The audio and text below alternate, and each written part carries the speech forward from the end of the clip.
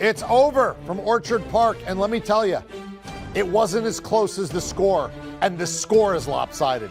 Buffalo came out and dropped an overhand right. If this was a boxing match, this was a first-round knockout. That's what it was. This was over early. 14-0 at the end of the first quarter. 27-3 at halftime. Josh Allen, 374 total yards, 5 touchdowns, no picks. I mean, this, and people actually said, oh, Josh Allen can't play in the cold. Yeah, right. I point out, and I've been saying this, Josh Allen didn't make the Pro Bowl this year. Justin Herbert made it. Where's he? Lamar Jackson made it over Josh Allen.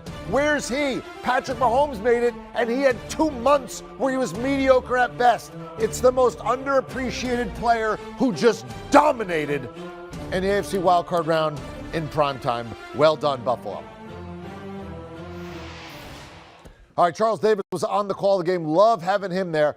I can see his breath. Let me start with this. How cold was it?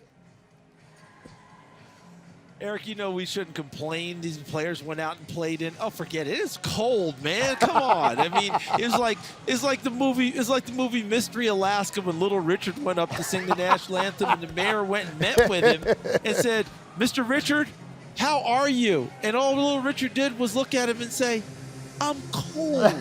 That's how cold it is. I do love a good Mystery Alaska reference. Very underrated sports movie. Why was it so easy for Buffalo in this one, right from jump? I mean, it was touchdown, hold them, touchdown, hold them, touchdown, hold them, touchdown, hold them, drive safely. What happened? For those of us who love horse racing, what they did was they caught a flyer out of the gate. They got the early start. They broke fast. They went downfield and scored, executed the whole deal because they ran their offense with confidence, and Josh Allen was sharp. Not just the explosive plays, but understanding what the defense was giving him and taking that as well, and then waiting for that opportunity.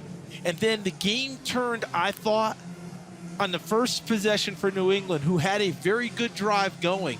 Mac Jones made a couple plays with his feet, which was unexpected, but he threw a perfect pass to the deep corner, and Micah Hyde, like Willie Mays in his prime, like Ken Griffey in his prime, center field, went over and took it, brought it back over the wall, Gary Pettis style, and they ended up taking the interception, and Buffalo went down and scored again, and now we're in trouble because New England couldn't afford a track meet. They can't keep up that way. They don't have that kind of firepower. But the starter's pistol got fired there, and that was it because now Buffalo was rolling. And New England, they can't keep pace. Everything has to go right for them. It wasn't going right tonight because, oh, by the way, Buffalo has the #1 defense in the league, too. And when Buffalo wins, they win big, right? They basically lost every close game this year.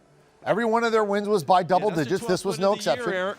Right. 12th win of the year by more than 12 points. That's exactly right. Now, if Buffalo wants to eventually close the deal, represent the AFC, go to a Super Bowl for the first time since they went to 4 straight with Jim Kelly, Buffalo needs what to win the AFC? Continue to play as they did tonight, but let's face it, you're not going to score 7 touchdowns in 7 drives every playoff game. But the style of offense that they play complements the style of defense that they play. Because this is a defense that has speed on the field. They have safeties in Micah Hyde and Jordan Poyer that are racers on the back end, as well as guys who can get to the line of scrimmage and make plays down in the box. The pass rush, maybe they don't have the pass rusher that scares the heck out of everyone, but they have waves of guys that can come at you and get to you as well. The big thing is a guy like Harrison Phillips, who isn't mentioned much, a defensive tackle, taking on double teams, holding things down in the middle so that you can't run the footballs effectively. That's what they have to continue to do.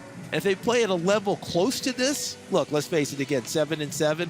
I don't see that happening very often, but let's face it, this offense scares the heck out of people, and their confidence couldn't be higher. They may be the most balanced team left in the AFC as we head towards the rest of the wild card weekend. Yep, Mystery Alaska, Ken Griffey Jr., and an absolutely flawless breakdown of the game. That's why we love Charles Davis. Nobody is better. Thank you very much. Go get warm. Appreciate your time, bud.